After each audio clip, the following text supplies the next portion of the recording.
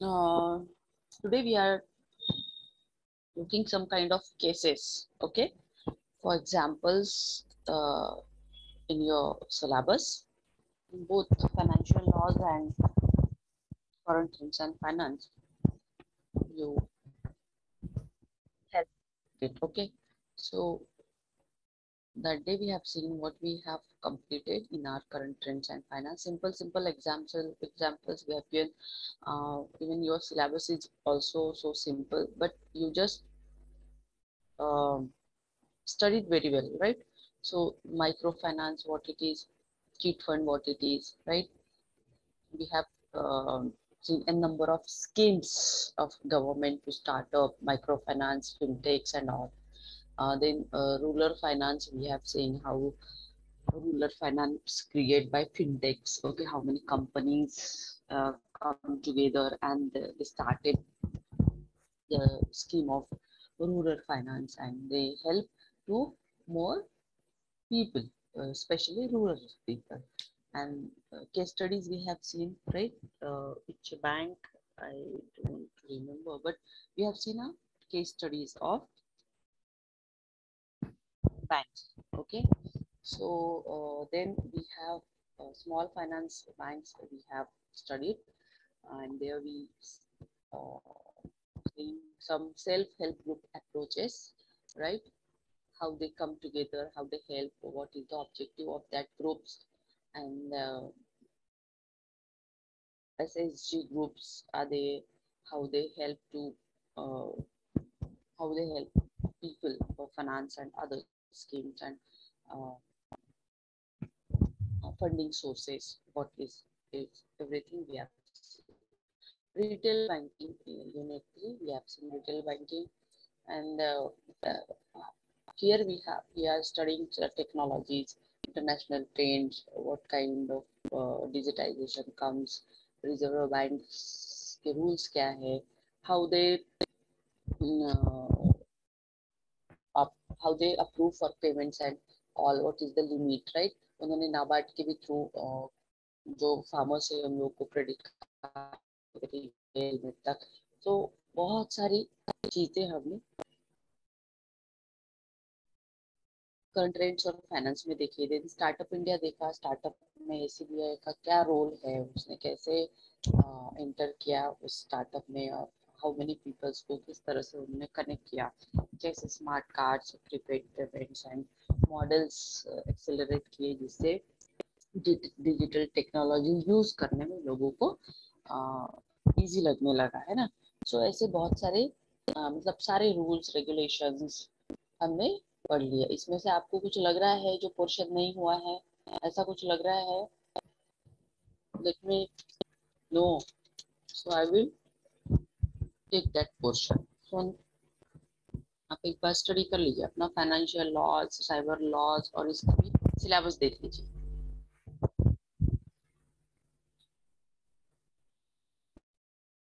इस बार offline exam है, right? So you should prepare on that way. कुछ भी पूछ सकते हैं, एमसीक्यू बेस्ड नहीं है, आपको लिखना पड़ेगा। इसलिए इतने सारे एग्जाम्पल्स, इतने सारे रोल्स, मॉडल्स सब बताया आपको। ओके,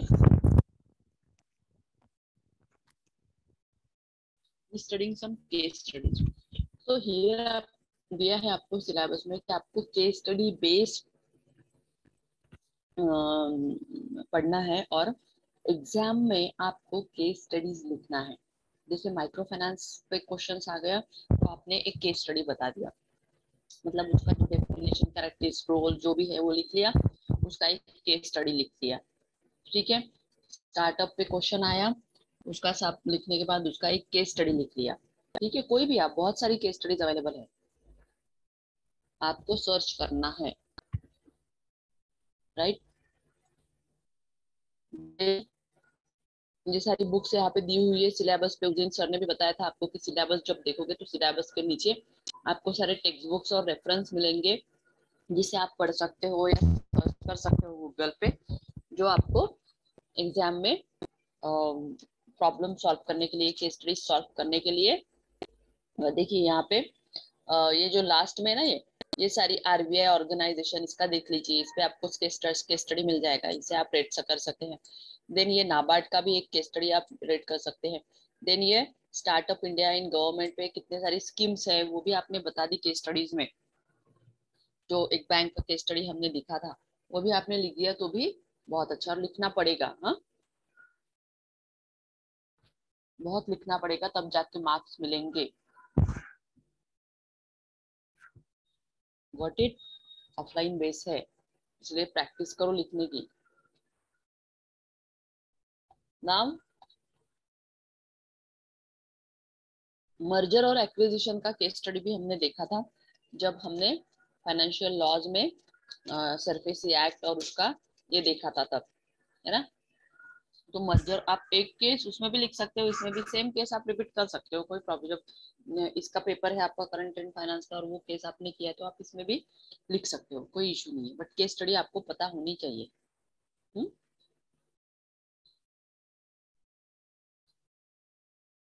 आईसीएफएआई का ये हमने देखा था, और ये मुथु कुमार का नहीं मिला है, आर आर मुथु कुमार का, इसका भी मर्जर एंड एक्विजिशन का केस स्टडी है, ठीक है। और ये सारे जर्नल्स है, मैगजीन्स है, इसे भी आप इकोनॉमिक टाइम भी रोज डेली पढ़ते हो, तो आपको फाइनेंशियल स्टेटमेंट से रिगार्डिंग, एससीबीआई से रिगार्डिंग बहुत सारी केसेस, बहुत सारे एग्जांपल्स मिलेंगे जो आप एग्जाम में आपके लिख सकते हो रियली। अभी आपके पास बहुत ही कम समय है, 30 days भी नहीं है, समझ लीजिए। उसमें आपको सीसीज कंप्लीट करना है, आपके एक्स्ट्रा क्रेडिट कोर्स के आजकल में आपको वो भी आ जाएगा, वो भी कंप्लीट करना है। और डेट है 11 जुलाई, राइट, साथ में पढ़ना भी है, तो बिल्कुल अभी लग जाइए, तो फेल हो जाओगे तो एक एक सब्जेक्ट रह जाएगा आपका। ठीक है, अभी हम एक केस स्टडी देखते हैं ताकि आप लोगों को इसका एक आइडिया आ जाए। तो हमने बहुत सारी केस स्टडीज देखी। ये एक मर्जर और एक्विजिशन का केस स्टडी है, काफी बड़ा केस स्टडी है, हम इसे ब्रीफ में आपको लिखना है, मतलब जो आपको समझा है ना। ये है dynamic in merger and acquisition case survey, ठीक है। केस क्या होता है, कैसे उसे बनाया जाता है केस स्टडीज को, ठीक है। इसके पहले आपने केस स्टडी पढ़े हैं ना, बहुत बार हमने केस स्टडीज दिए हैं। कोई बैंक का भी हमने केस स्टडी देखा था, right, that kind of.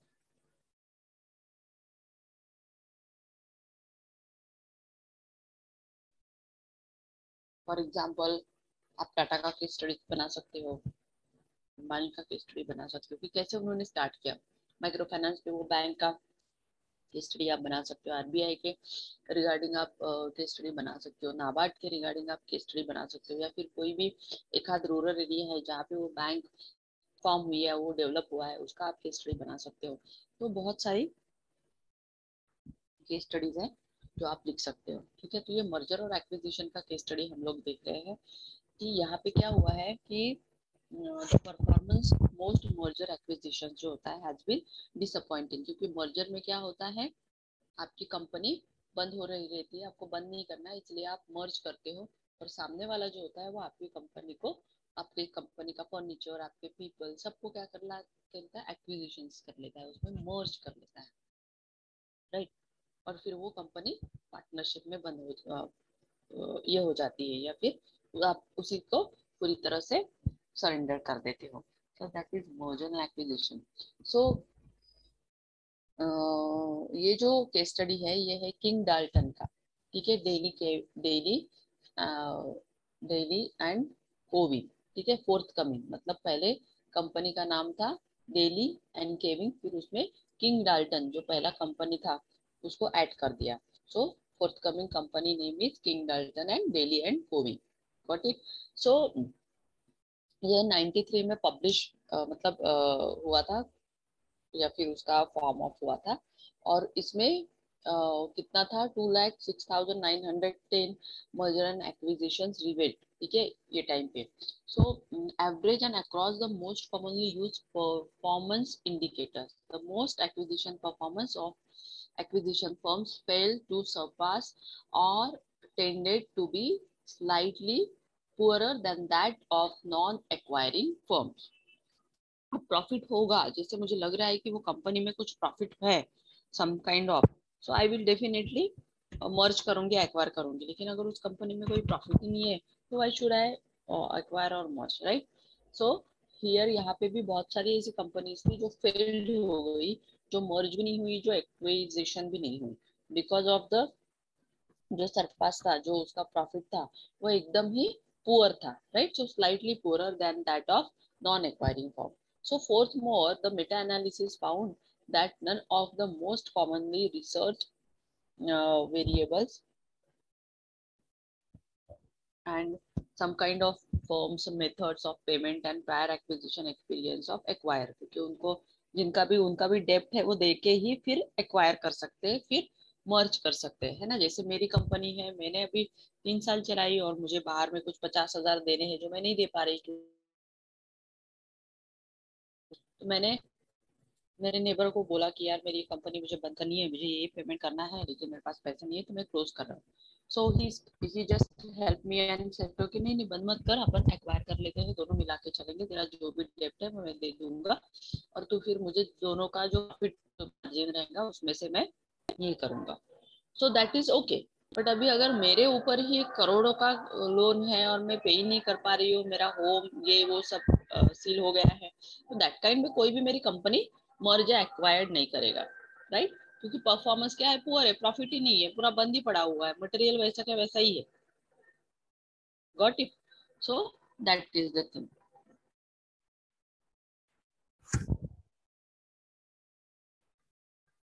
Now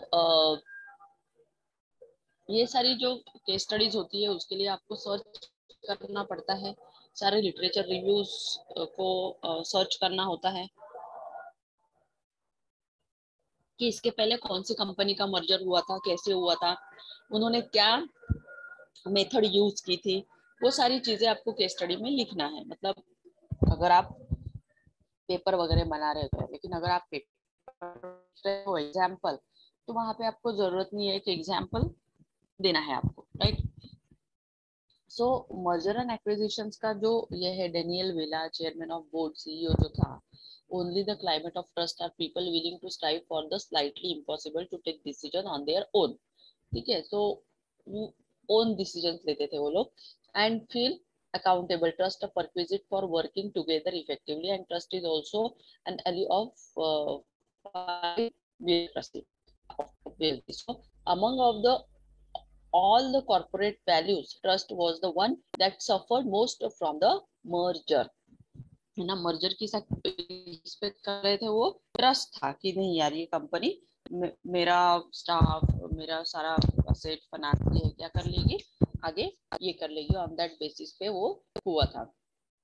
So now these paper propose a model that synthesize the factor identified by prior studies to be of critical importance of the integration process of merger and acquisition, and with trust as a key mediating variable, right? So the model is tested across the sample of 50 merger and acquisitions. तो sample मतलब 50 collect कर दिए गए, 50 case studies पे research किया गया है, and that basis पे ये केस स्टडी बनाया. कि क्या, क्योंकि सेम ही होता है बट कुछ है ना, थोड़ा बहुत तो डिफरेंस आता ही है. So that is. Now what is a trust in merge and acquisition? So here central to most definition of trust are the notion of risk and vulnerability. यहाँ पे रिस्क मीन्स क्या है, that a party could experience negative outcomes if the other party is untrustworthy. मतलब आपको भरोसा है लेकिन सामने वाले को नहीं है. The risk of negative outcome must be present for trust to operate. अब ऑब्वियसली अगर मैं किसी की कंपनी मर्ज कर रही हूँ या खरीद रही हूँ तो ऑब्वियसली रूल्स तो मेरे ही रहेंगे, है ना? भले ही वो कितना भी अच्छा हो, उसका स्टाफ कितना भी अच्छा हो, तो मैं उसके स्टाफ को निकाल के अपना स्टाफ रख सकता हूँ, है ना? तो वैसे भी है कि अनवर्दी होता है, हम सामने वाले के स्टाफ पे एकदम से ये नहीं कर सकते. सो बड़ी बड़ी कॉर्पोरेट्स में, कंपनीज में ऐसे मर्जर्स होते रहते हैं, तो वो बहुत ही हर्ट होता है ना? अभी हमने देखा इतनी सारी कंपनीज मर्ज हो गई जियो, रिलायंस, ये अपना वोडाफोन, आपका एयरटेल, आइडिया, है ना, बहुत सारी कंपनीज है जो ऐसे ही मर्ज हो गई। सो द एक्सपेक्टेशंस जो होते हैं of intentions on behaviour of another, बहुत जैसे आप भी शुरू में जब न्यू होते हो तो ट्रस्ट में थोड़ा सा बिलीव करने में थोड़ा, अगर आपको अच्छा लगता है मतलब तो ही हम करते हैं, अदरवाइज नहीं। और ये तो बिजनेस है, right? So this conceptualisation of trust has been applied to inter organisational relationship, right? So it's really help to inter-organizational relationship. For example, in the context of joint venture, communication and information exchange, right? Task coordination, informal assignments, and low level of surveillance and monitoring are all manifestations of trust based on a willingness to rely on or to be vulnerable to another party under a condition of risk. So risk factor matter करता है यहाँ पे. Okay, risk factor is most important for here. Now, in merger and acquisition, there are various sources of risk for organizational members. So, particularly for those in acquired firm. So, for example, मान लीजिए following the announcement of takeover is one of the intense risk assessment. So, जो assessment है, जो risk है, वो more important है. Otherwise, you die. So, we individually अगर हम देखते हैं तो individually we are not able to doing n number of tasks, especially अगर आपका business बड़ा हो, right? So you require staff, you require trusted persons who help you to run your business or who help you to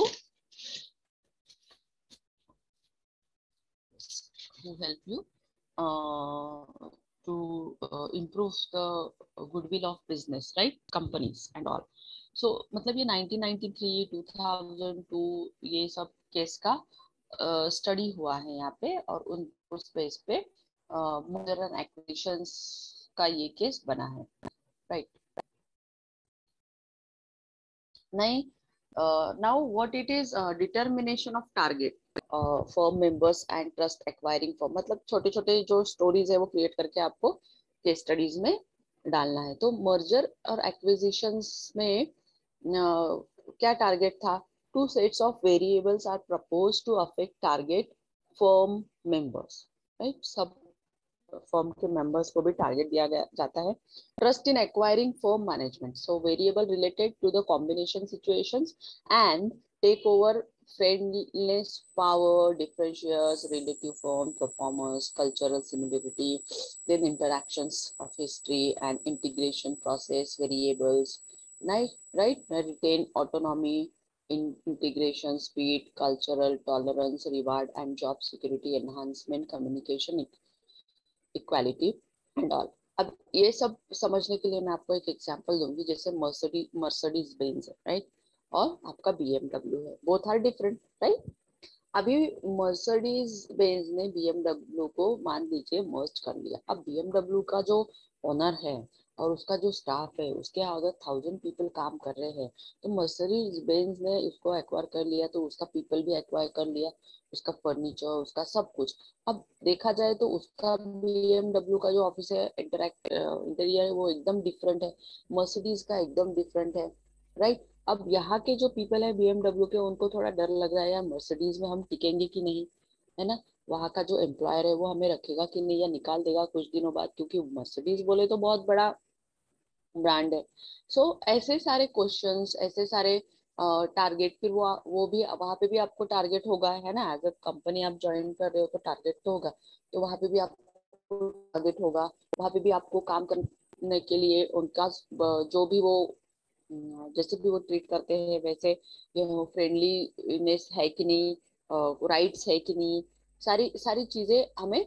ये जैसे आप नए company को join करते हैं तो आपको उतना डर नहीं लगता जब मर्जर और एक्विजिशन हो, क्योंकि वहां पे बहुत सारे अपॉर्चुनिटी ऐसी होती है कि जॉब को छोड़ना पड़ता है, क्योंकि उन लोग का जो रूल्स रेगुलेशंस होता है वो सभी पे अप्लाई नहीं होता, क्योंकि रूल्स हर कंपनी का अलग अलग होता है. जैसे पहले के जमाने में जो राजे महाराजे थे तो वो क्या करते थे, हर एक स्टेट को जीत लेते थे, तो उनकी सारी जनता वो रूल्स फॉलो करना पड़ता था, वो जैसा बोलेंगे वैसा ही उनको करना पड़ता था। तो सेम यहाँ पे भी होता है मर्जर एंड एक्विजिशन में। ओके, अगर आपको करना है, या तो कंपनी आपको बोल देती है कि भाई मैं कंपनी मर्ज कर रहा हूँ, अगर आपको छोड़ना है तो छोड़ लीजिए, आपका अपना नया जॉब देख लीजिए, अदरवाइज आप हम जिस कंपनी आपको मर्ज कर रही है आप उनके साथ भी काम कर सकते हो, right. So that is the thing. Now take over friendliness, what it is. अभी मर्जर एंड एक्विजिशन का जो रिसर्च है उसमें ऐसा देखा जाता है कि रिलेशनशिप जो होता है बिटवीन मेड और takeover of trust, right. So it's बहुत ही कम इस पे एनालाइज होता है। So relationship between mode on takeover and trust, it has been suggested that hostile takeover, so tactics can result in sharp inter-organizational conflicts, right? So अंदर में कुछ ना कुछ रहता ही है, no issue, but you have to be, अगर आप अच्छे परफॉर्मर हो, अच्छा वर्क कर रहे हो, राइट, और आपके पास एक अच्छा एनर्जी है काम करने का, तो डेफिनेटली आप कहीं पे भी गए तो काम कर सकते हो, no issue, you have an energy, so you will do anywhere any work, आप हैंडल कर सकते हो। बट अगर नहीं पता है तो मुश्किल हो जाता है। सो वर्कलोड तो रहता ही है, वर्क प्रेशर तो रहता ही है, right. So in a holistic takeover, target and acquiring firm executives often battle each other in public forum. So each being suspicious of the other intentions and claiming the other party lack of trustworthiness. Furthermore, compared to friendly acquisitions in hostile takeover, the acquires. So यहाँ पे जो भी उनका legal rules होगा उस base पे ही वो क्या करेंगे, आपको एक्वायर करेंगे, आपकी कंपनी को मर्ज करेंगे, जो भी मैनेजमेंट है, रूल्स है, वो आपको वहाँ का फॉलो करना होगा। अभी यहाँ पे एक हाइपोथेसिस इन्होंने क्रिएट किया है, व्हाट इट इज, कि the friendlier the mode of takeover, the higher the level of target firm members trust in the acquiring firm management. क्या है हाइपोथेसिस, फिर से पढ़ रही दो। Friendlier the mode of takeover, है ना, हमने अगर जैसे फ्रेंडली टेक ओवर किया है, मतलब एक ही कंपनी, जैसे भाई भाई की कंपनी है ना, एबीसी ने एक्स वाई जेड को एक्वायर किया, तो बोथ है, तो वहां पे कोई नहीं, क्योंकि एबीसी भी उसके स्टाफ को जानता है और एक्स वाई जेड भी, तो ये फ्रेंडली हो गई, है ना, कि चलो भाई संभाल लेंगे, कोई इशू नहीं है। So that kind of friend. But if totally new है जैसे बीएमडब्ल्यू और मर्सिडीज, तो वहां पे डिफिकल्ट है, right. So the higher the level of target firm members trust in the acquiring firm management. So वहाँ पे जो इतने सालों से काम करके आ रहा होता है एक बंदा, मान लो 20-25 साल से, तो उसके लिए डिफिकल्ट हो जाता है ना नई कंपनी। लेकिन अगर सेम ही कंपनी है तो वहाँ पे उसे अननोन नहीं लगता, easily they fulfil there task and all, right, enjoy करता है वर्क को। So power and differential, a power differential between two organizations involved in a merger and acquisition. So reflect the extent to which there can be an indirectionality of influences from acquire to target, right? So the capability and tendency of the acquiring firm for exercising power to enforce its preferences upon the target is particularly strong when the acquirer is significantly larger than the target firms.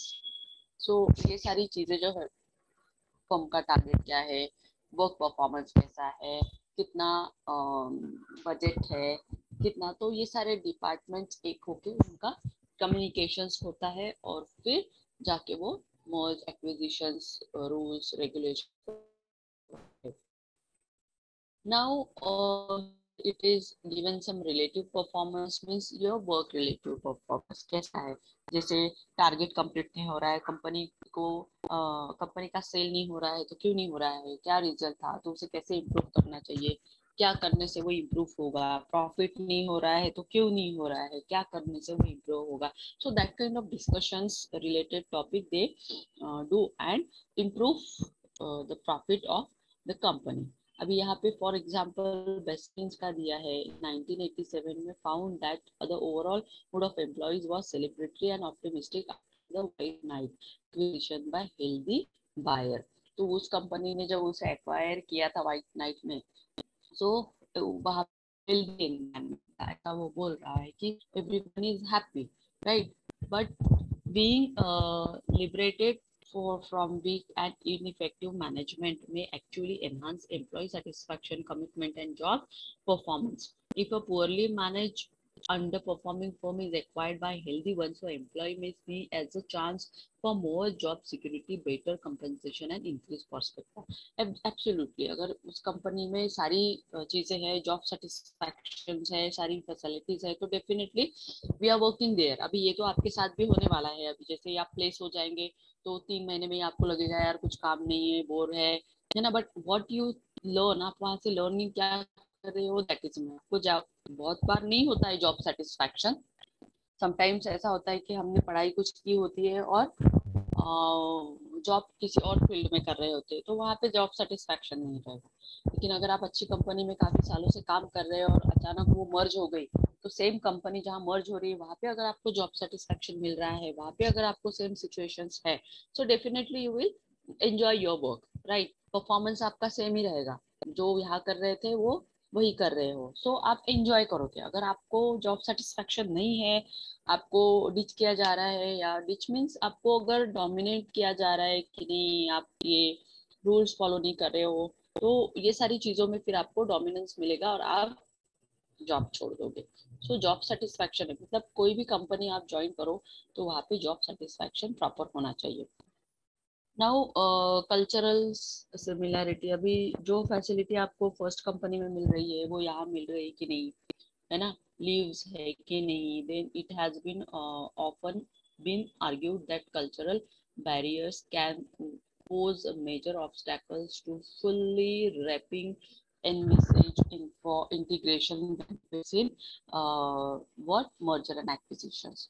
So cultural distance hypothesis is in most general form suggests that the difficulties, cost, risks associated with cross cultural contact increase with growing cultural diversions. So yes, जैसे IT companies है वहाँ का culture total, Infosys मान लीजिए, Infosys and Wipro है जिन्होंने, या फिर इनैक्ट जो आपका है अभी नया कंपनी, तो इन लोगों ने भी अगर एक करके एक्वायर कर लिया तो डेफिनेटली हर एक का सॉफ्टवेयर वर्किंग कल्चर तो एक ही रहेगा आईटी फील्ड होने की वजह से, राइट, बट थोड़ा सा कल्चरल कल्चर होगा वो डिफरेंट होगा।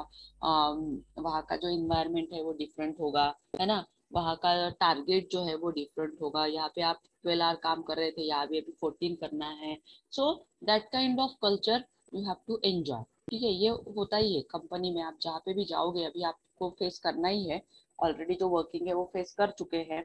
सो ये सारी चीजें करनी ही होती है, क्योंकि इसके बाद फ्रस्ट्रेशन तो आना ही है, क्योंकि सारी चीजें अगर आप एक साथ कर लोगे तो बाद में तो कुछ रहेगा ही नहीं करने के लिए। और इसे अगर आपको कंटिन्यू करना है, मतलब बोल, तो आप पढ़ते रहिए कुछ ना कुछ कोर्सेस। अभी आपको लग रहा है कि यार मैंने फिनेंस में अकाउंट्स में डाटा एंट्री का काम कर रहे हो, या एसएपी में आप एज एन अकाउंटेंट कर रहे हो, तो अभी मुझे और क्या करना चाहिए जिससे मैं आगे के लेवल पे जाऊँ। ऐसा सोचिए, फ्यूचर के बारे में सोचिए, राइट। सो आपको फ्रस्ट्रेशन नहीं आया, आपको जॉब सेटिस्फेक्शन भले ही नहीं है, लेकिन कोर्स करने के बाद आपको उस फील्ड में काम करने को मिल सकता है, ताकि आपको आने वाले 2 इयर्स 3 इयर्स में जॉब सेटिस्फैक्शन मिले, राइट। तो ऐसा मतलब बहुत सारे लोग डोमिनेशन की वजह से फ्रस्ट्रेट हो जाते हैं और अलग अलग जगह पे जॉब सर्च करते हैं। हर कंपनी में 2 से 3 साल तो आपको टिकना ही है। 3 साल के बाद 3 साल के बाद आप डिसिप्लिन है। आप अगर कंटिन्यूअसली लीव ले रहे हो, आप कंटिन्यू झूठ बोल रहे हो, आप डिसिप्लिन मेंटेन नहीं कर रहे हो, रोज लेट जा रहे हो, तो कंपनी आपको परफॉर्मेंस को 0 देगी। आपको करना है करो, नहीं करना है बोल देगी छोड़ दे भाई, हमको नहीं चाहिए ऐसा बंदा। लेकिन अगर आप रेगुलर टाइम पे जा रहे हो, रेगुलर टारगेट कंप्लीट कर रहे हो, एक्स्ट्रा वर्क भी कर रहे हो, एक्स्ट्रा वर्कलोड भी ले रहे हो, क्यों? क्योंकि सीखना है। 3 साल आपने ये सोचना ही नहीं कि मैं 8 ही घंटा काम करूंगा, आपको बहुत काम करना है। 3 साल है आपके पास, 3 साल में इतना मतलब उस वर्क में डूब जाओ कि 3 साल के बाद फिर आपको 8 ही घंटा काम करना पड़े। Got it? सो ये फ्रीक्वेंसी जो है वर्क की आप में होनी चाहिए, तब जाके आपका परफॉर्मेंस दिखेगा आफ्टर 3 इयर्स बाद। आपकी पर्सनालिटी, आपका कम्युनिकेशन स्किल, आपका वर्किंग स्टाइल, आपका time management, everything they analyse and on that basis they promote you, right. So यहाँ पे ऐसे ही नेक्स्ट हाइपोथेसिस यहाँ पे दिया है, the greater the cultural similarity the higher the level of target form, right. बहुत सारी कंपनीज जो होती है, आईटी कंपनीज वगैरह, ये टारगेट फॉर्म तो से कोई लेना देना नहीं, लेकिन टारगेट कंप्लीट होना चाहिए ऑन टाइम पे, क्योंकि करोड़ों रुपए का इन्वेस्टमेंट होता है। सो इसमें भी जो डायरेक्ट इनडायरेक्ट कम्युनिकेशंस होता है, डायरेक्ट इनडायरेक्ट जो रिलेशंस होता है एम्प्लॉय के साथ, बहुत सारे चैलेंजेस भी होते हैं, क्योंकि टास्क को कंप्लीट करना है। आपने खाना नहीं खाया, दिन भर से आप काम कर रहे हो, लेकिन वो फाइनली हो गया। सो जो एक्साइटमेंट और जो सक्सेस मिलता है, that is different. So you have to give, you don't give up and you just start कि नहीं करना ही है। आपके साथ गोल के साथ काम करेंगे आप, तो आपको 100% अचीवमेंट मिलेगा, राइट। नाउ यहाँ पे बहुत सारे ऐसे कंपनीज का केसेस भी दिया हुआ है कि क्या ऑटोनॉमी होती है, क्या कल्चर होता है। ऑटोमोबाइल कंपनी है तो उसका अलग रहेगा, आपका फार्मेसी कंपनी है तो उसका अलग रहेगा, आपका कॉर्पोरेट है, कंसल्टेंसी है, सर्विसेज कंपनी है, उसका अलग रहेगा, एनवायरमेंट से रिलेटेड है, बायोमेडिकल हजार्डस वेस्ट है, उसका अलग रहेगा। सो ऐसे एन नंबर ऑफ कंपनीज है, लेकिन वर्क आपको एक ही माइंड में रखना है, डजंट मैटर कंपनी कौन सी है, you perform with your 100% dedication and honesty. जिसको ऑनेस्टी है वही मार्केट में काम कर सकता है, डजंट मैटर। ठीक है, आपकी गलती होगी, एन नंबर ऑफ टाइम आप मिस्टेक्स करोगे, नो इशू, लेकिन सीखने को भी मिलेगा। दैट इज द कंपनी कोई भी ऐसे नहीं बोलती है कि आप गलती मत करो, बट रिपीट मत करो। ठीक है, एक बार अगर जो आप मिस्टेक कर लेते हो उसे आप रिपीट मत करो, ताकि आप उसका इम्पैक्ट आपके परफॉर्मेंस में नहीं आना चाहिए। So speed, you should maintain the working speed. Okay, आपने 6 महीना हो गया, अभी आपको पूरा कल्चर दीजिए में किसी के बारे में इतना पता नहीं चलता है हमको, राइट। बट स्लोली स्लोली हमें सारी चीजों का के बारे में पता चलने लगता है। सो व्हाट इट इज कि हमें करना क्या है, हमारी स्पीड को एक्सेल करना है, हमारे जो वर्किंग स्टाइल है उसमें थोड़ा सा चेंजेस करना है एवरी डे। अगर उस काम को जो होता है ना, 1 घंटे का काम है, अभी आधा घंटा हो गया, 20 मिनट में हो रहा है, और आप इतने एक्सपर्ट हो गए कि अभी आप मिनटों में, मतलब उसी 1 घंटे में आप मल्टीटास्किंग कर लेते हो। सो मल्टीटास्किंग इज मोस्ट इम्पोर्टेंट। चलो, और अब जैसे आपने मर्ज कर ली कंपनी में, और ये कंपनी में आप कैशियर का काम करते थे, अभी उन्होंने बोल दिया कि नहीं यार, तुम कैशियर नहीं करोगे, कैश पे मेरा मेरा पर्सन बैठेगा, आप दूसरा काम करोगे। आपको हेजिटेशन आ जाता है, यार मैंने इसी में किया है, दूसरा तो काम ही नहीं किया, मैं कैसे करूंगा। No, multitasking is most important. आपको वहां पे भी काम करना आना चाहिए, और आपने वहां पे भी काम करना ही है any how. Got it. Learning, learning base कि चलो यार, ये साल कितने सालों से मैं एक ही जगह पे काम, कुछ तो चेंज मिला। So positivity comes in your mind, right. तो पॉजिटिविटी आएगी तो आपका एंथुजियाज्म बढ़ेगा, एनर्जी बढ़ेगी, और आप उस काम को भी एंजॉय करोगे, है ना। That is the cultural tolerance and sensitivity company में होता है, क्योंकि वहाँ जो इम्पैक्ट होता है टेक ओवर का, तो टारगेट जो होता है वो मैटर करता है उसका, कि आप कैसे टारगेट को कंप्लीट करोगे। क्योंकि आपकी कंपनी को किसी ने मर्ज किया है, उसका प्रॉफिट ही नहीं है, लेकिन उसमें आपको अभी प्रॉफिट दिलाना है ना। उसकी स्ट्रेटेजी से काम करना है, जिसने मर्ज किया है, तो उसकी स्ट्रेटेजी से काम करोगे तो ऑब्वियसली आपका टारगेट, वर्क प्रेशर, वर्कलोड बहुत होगा, है ना। तो उसकी वजह से आपको थोड़ा सा फ्रस्ट्रेशन आ जाता है, टॉलरेंस बढ़ जाता है, कल्चर, फिर हम लोग बहुत ज्यादा क्या बोलते हैं उसे, चिड़चिड़ करने लग जाते हैं, बहुत फ्रस्ट्रेशन निकालना चालू कर देते हैं। तो डोंट डू इट, एंजॉय, ठीक है यार, आने दो, कर लेंगे, देख लेंगे, सीखने को तो मिलेगा, मिस्टेक्स तो होगी ही ना। हाँ, ये बात जरूरी है कि अगर आप पहले, अगर आपके काम में जैसे कैशियर हो, उसमें अगर एक्सपर्ट है, तो वहां पे आपकी मिस्टेक्स नहीं होती, क्योंकि आपको इतने सालों का वर्क एक्सपीरियंस रहता है, तो आप उसे एकदम फिनिश के साथ एकदम परफेक्ट करते हो। लेकिन अगर आपका काम चेंज हो जाता है तो डेफिनेटली मिस्टेक्स होगी। बट आपके माइंड में ऐसी फीलिंग आनी चाहिए, नहीं यार ये मेरा नया वर्क है तो मैं सीखूंगा, है ना। ऑफकोर्स आपके बॉस, आपके सीनियर्स आपसे बहुत एक्सपेक्ट करेंगे कि यार ये ऐसी गलती नहीं होनी चाहिए, बार बार आप एक ही मिस्टेक करते हो, ऐसा नहीं चलेगा। सो यू शुड से कि yes sir, it's new work for me, but next time will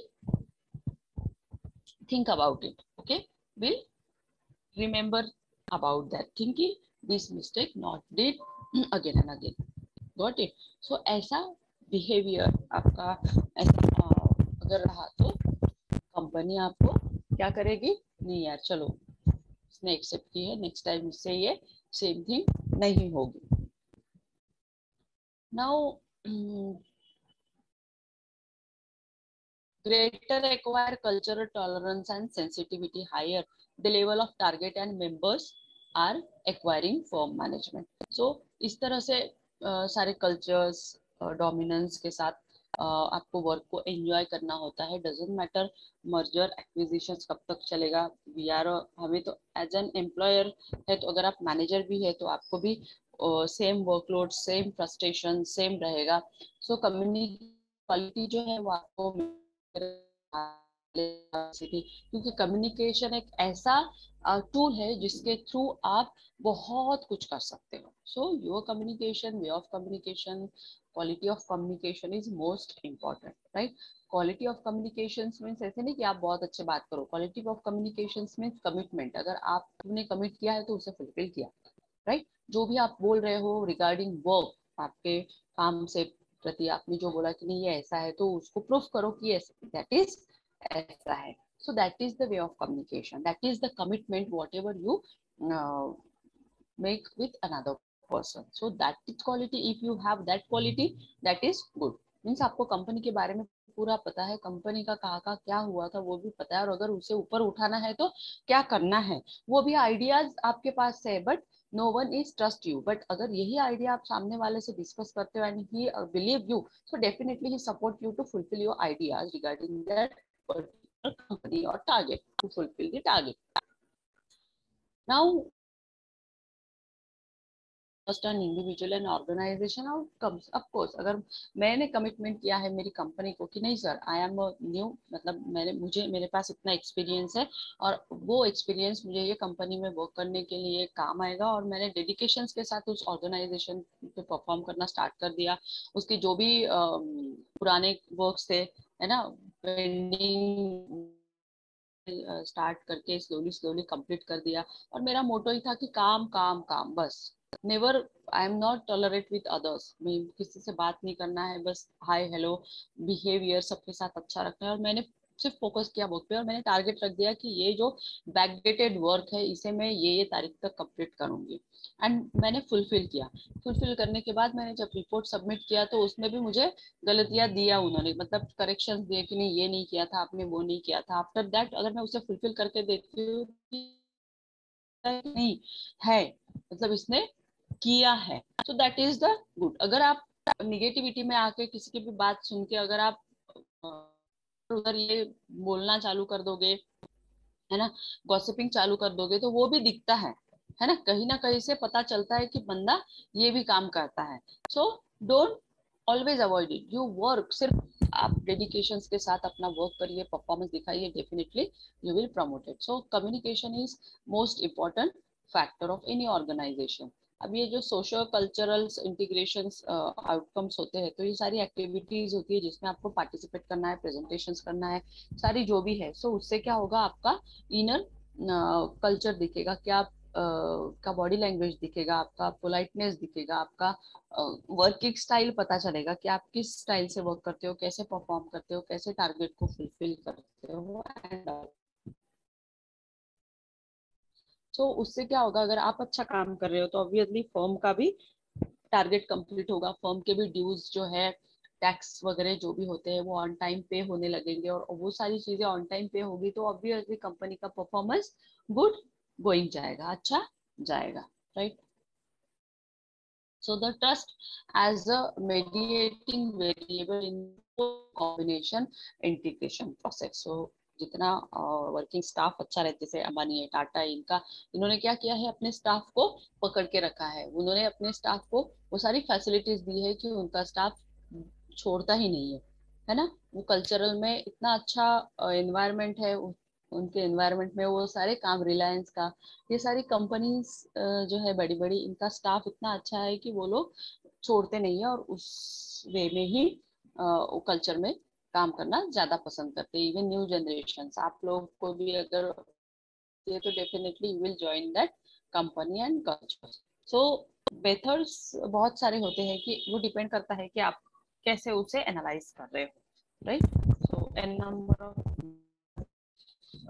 questions होते हैं। जैसे आपको किसी का केस स्टडी बनाना है तो आप क्वेश्चनर के बेस पे बना सकते हो, इंटरव्यू के बेस पे बना सकते हो, लिटरेचर रिव्यू के बेस पे बना सकते हो।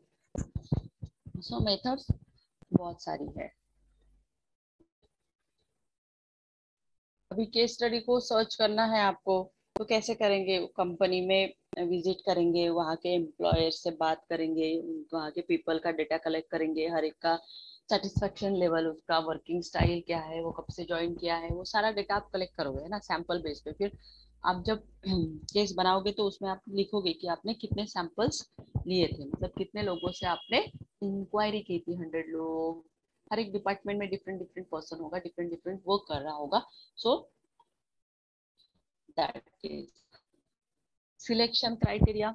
सो आप किस क्राइटेरिया में स्टडी कर रहे हो? फाइनेंस के क्राइटेरिया में कर रहे हो, एचआर के क्राइटेरिया में कर रहे हो, मार्केटिंग के क्राइटेरिया में कर रहे हो, दैट इज यू, गोल्ड के, लोन के, ठीक है, फील्ड के बारे में, या ओवरऑल कंपनी का जो प्रोजेक्ट है उसके बारे में।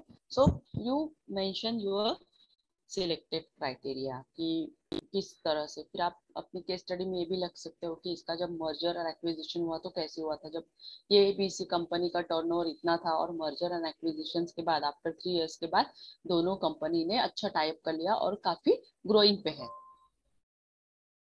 राइट। सो वैसे आप केस स्टडी में मेंशन कर सकते हो। तो जैसे सैम्पल्स कैरेक्टरिस्टिक्स लिखना है आपको, तो आपने बहुत सारे लिटरेचर रिव्यूज पढ़ लिए, उसके बेस पे आपने उस केस स्टडीज को बनाया, वहाँ पे एम्प्लॉय ने क्या किया था, यहाँ पे क्या कुछ नया किया है, वही आपको मेंशन करना है ये केस स्टडी में।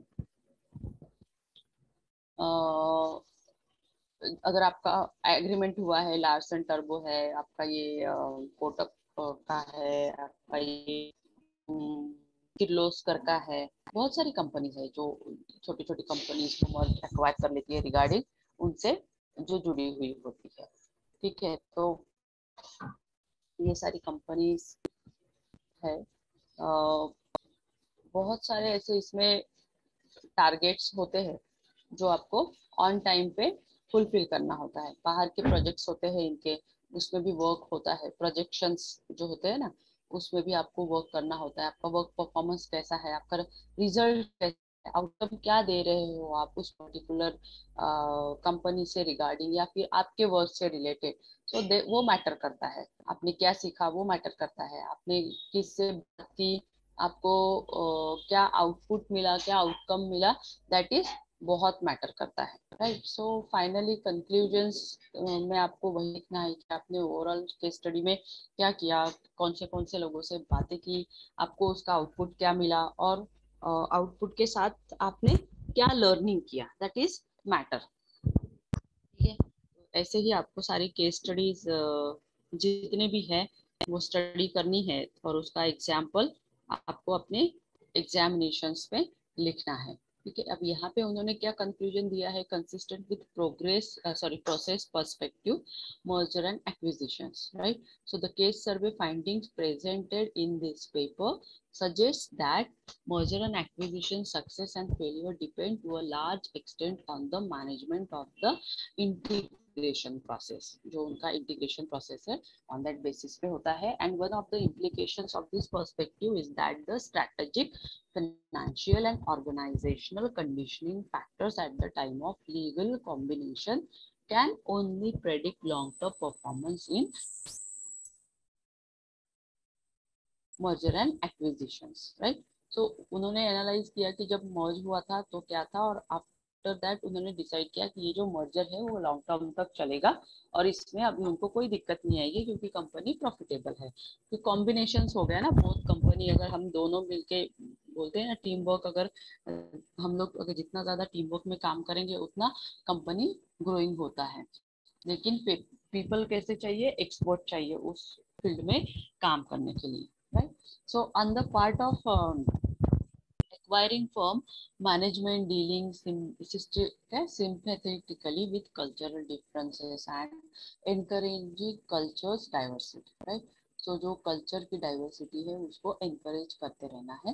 So offering proper incentives, career development opportunity, job security, वो सारी आपको मिलेगी। मतलब कंक्लूजन में भी उन्होंने यही कहा है कि ओवरऑल जहाँ पे भी आप काम कर रहे हो वहाँ पे डेडिकेशन के साथ काम करते हो, तो डजेंट मैटर आपका मर्जर हुआ है, एक्विजिशन हुआ है, यू परफॉर्म वेल। सो जिससे जितने ज्यादा साल आप वर्क करोगे, परफॉर्म करोगे, सो आपको जॉब सेटिस्फैक्शन भी मिलेगा। और मेन है जॉब सिक्योरिटी, है ना, क्योंकि जितना अच्छा आपका परफॉर्म रहेगा आपको जॉब सिक्योरिटी मिलेगी, आपको कहीं और जॉब करने की जरूरत नहीं है। मतलब जो पुराने लोग बोलते हैं कि 10-10, 15-15 साल, 20-20 साल एक कंपनी में काम कर रहे हैं, so why they are working there? Because of working environment, because of their commitment, right? uh, Completion of work on time, fulfill their targets and all, therefore they are working single income, right? So ये है आपका merger and acquisition. इसमें बहुत सारे references दिए हुए हैं, आप गूगल पे भी सर्च कर सकते हो, आपको मिलेगा। कुछ तो आपको करना ही होगा क्योंकि अभी इस बार ऑफलाइन एग्जाम्स है, राइट। सो ऑफलाइन एग्जाम्स होने की वजह से आपको सेल्फ स्टडी ज्यादा करना है, टाइम बहुत कम है। अभी हमारा ये जो सिलेबस है करंट ट्रेंड्स का, फाइनेंशियल लॉस का, साइबर लॉस का फुलफिल हो चुका है। आप अभी पढ़ाई स्टार्ट कर दीजिए, आपकी सीसीज भी बनाना स्टार्ट कर दीजिए, और आपको अगर दिक्कत है तो आप मुझसे पूछ सकते हो। व्हाट इफ किसी को कोई डाउट दिक्कत है? कल से आपके सिर्फ दो ही क्लास होंगे, एटीएम का और रिस्क मैनेजमेंट का, वही सिलेबस रह गया है ना। और कुछ है तो बताइए, ठीक है, या फिर आप डायरेक्टली कॉलेज में आके भी मिल सकते हैं सर से। Yes, no doubt. Hello, am audible?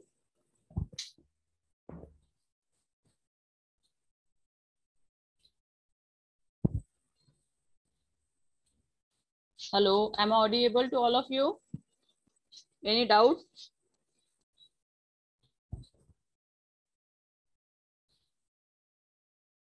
Jayashree,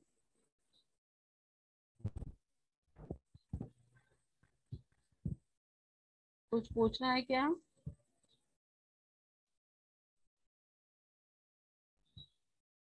okay then, take care, bye bye.